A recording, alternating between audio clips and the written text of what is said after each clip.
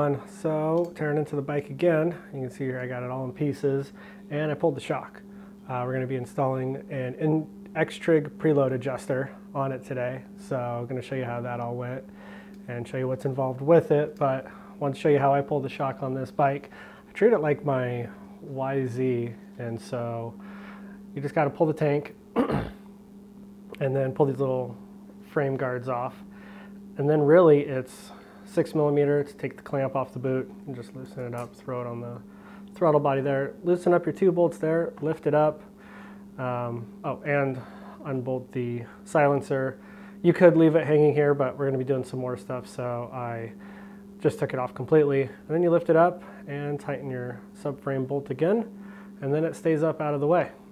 Once you do that, you just remove upper shock bolt, and then see down here, lower shock bolt. And it pops right out. I throw a little paint can under the tire just to help keep it stable. That also puts pressure off of the shock, so it's easier to remove. But it's that easy, and I think that's way easier than the KTM guide of pretty much taking off the swing arm to try to get that shock out. That's too much work to me. So this is way easier in my opinion. But let's go over to the bench and show you what that Xtrig looks like and install it on the shock. All right, so here is the new Xtrig Preload Adjuster. These are pretty hard to get. I got really lucky. I have a friend who runs a shop. Go ahead and check him out, Evo, Oregon. He was able to get a couple, so as soon as I found out he had them, I went ahead and ordered it from him. But really neat design. If you're not familiar what this is at all, so this is an easy way to adjust your preload for your rear shock.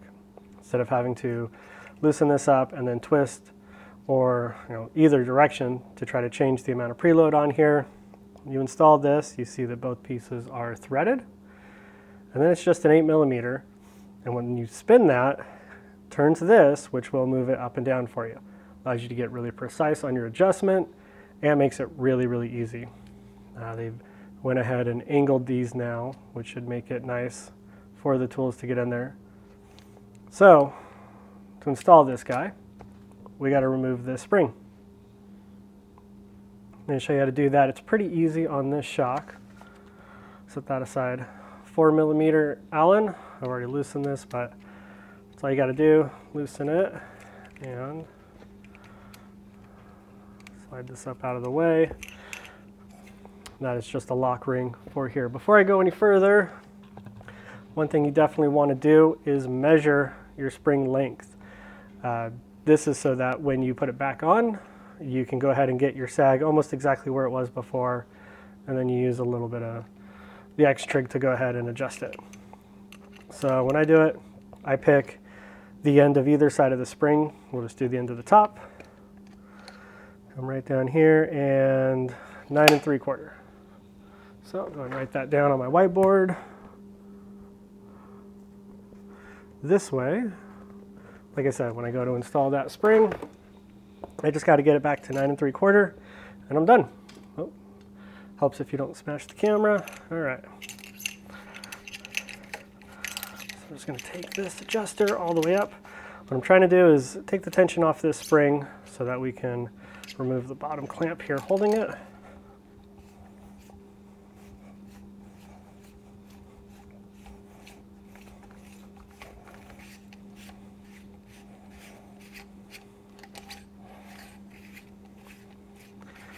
Probably have to remove that lower bolt out of there. I typically put the bolts back though, just so I know where they're at, because I'm always working on something. I tend to lose them. Okay, let's see. How are we looking here? Just about there.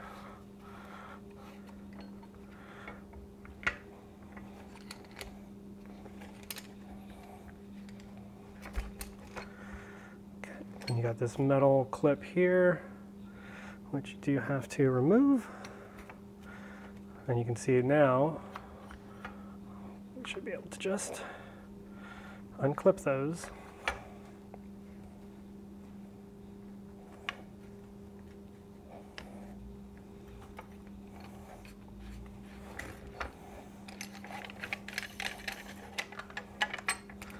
There we go. Now we're getting some room.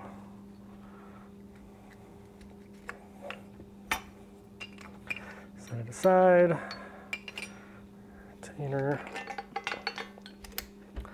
and the spring is out. Okay. We're just gonna thread this back down, this guy out, set that on top of the spring.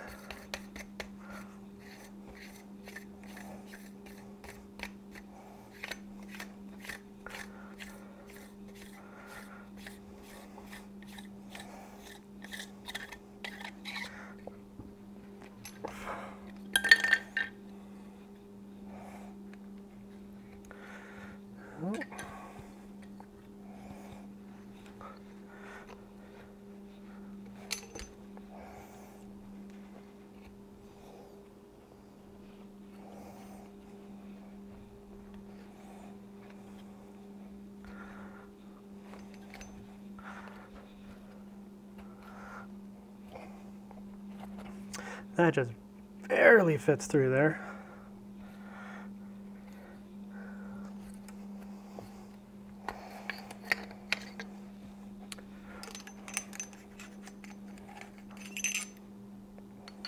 Okay, pretty simple.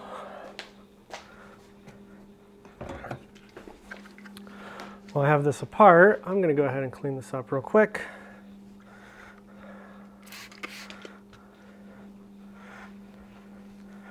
This is already pretty clean. It only has one ride on it since JBI did the revalving, but never hurts to go through and make sure everything is clean while it's easy to clean.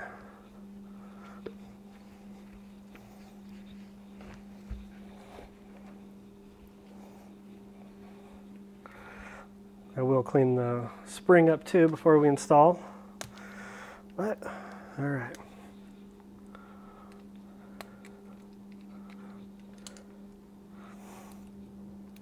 So that unit looks like it's two-piece. We could probably clamp it on, but well, I might have to actually. Okay. Let's see if I can get this through here.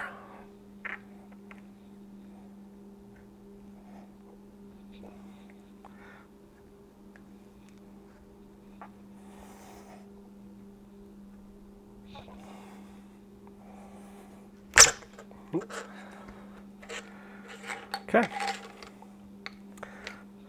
not too bad.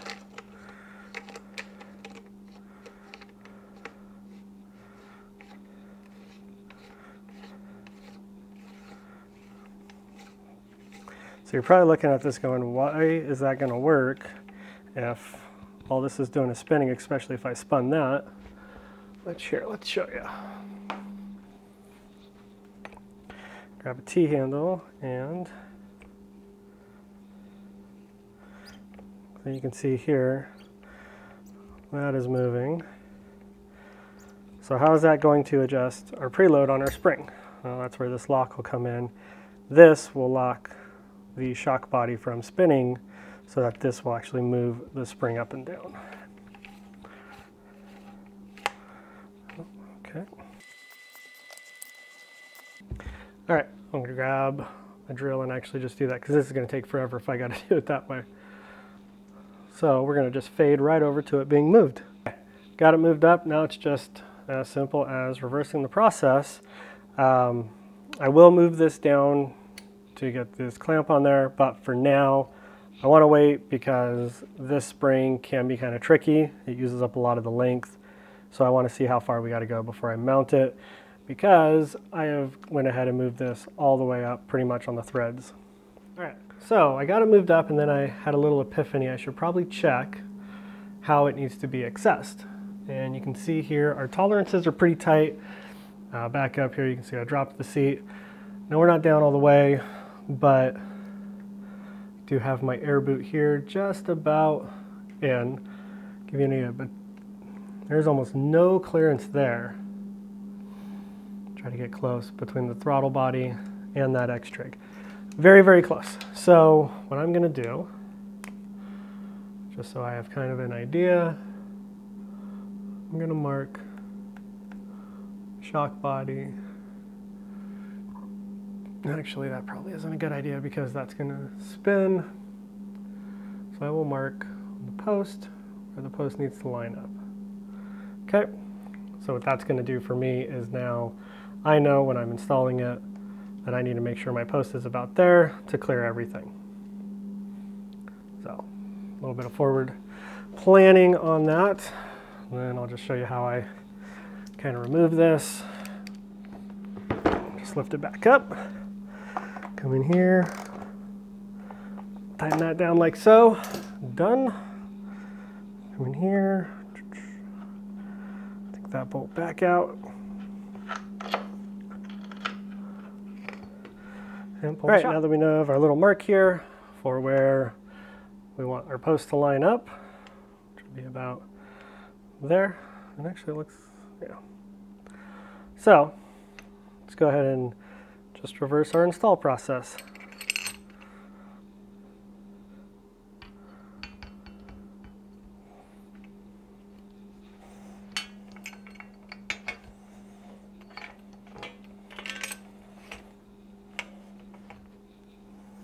You'll see I moved the little bumper down. That gives me lots of room up here.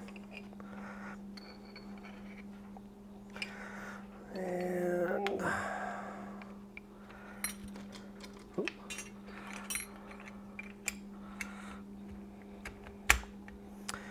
yeah, it's pretty close to get that to install. Let's see if we can do it though.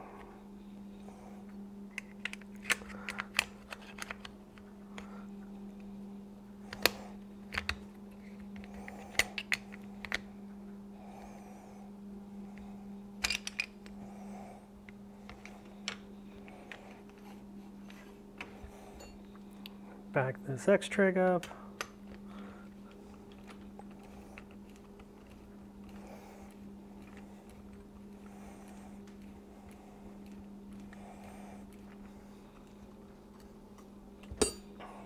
All right. Let's see if that much space will do the trick.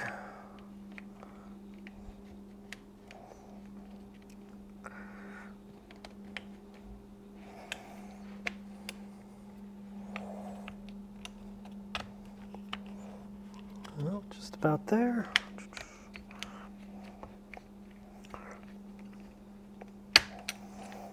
All right, and we are locked in.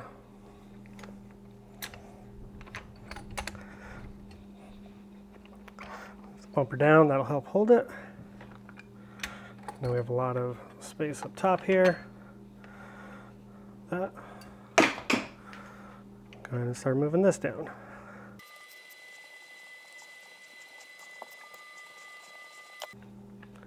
Just kind of seeing how it's all lining up.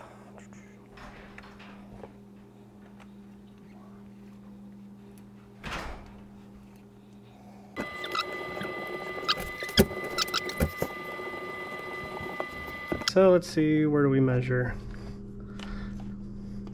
I think we're gonna have quite a ways to go. Oh yeah, there we're getting there. Okay, so I got the bolt just started in there just to hold it in place. Loosen that up, so this will drop.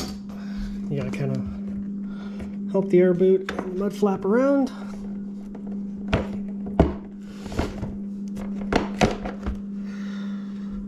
All right, looking good. So, see if we can get that in there. You can see it's got a nice itty bitty gap right here between the throttle body and the Xtrig. It's pointed right out, so incredibly easy access. Looks good. Nice fit, no issues. We're ready. So, all right, guys, thanks for checking it out. And any questions, shoot me a message, send me an email. If you need a deal on FXR, again, let me know. Email's down in the description, so shoot me a message. I'll get you a deal on FXR gear set for the rest of the year.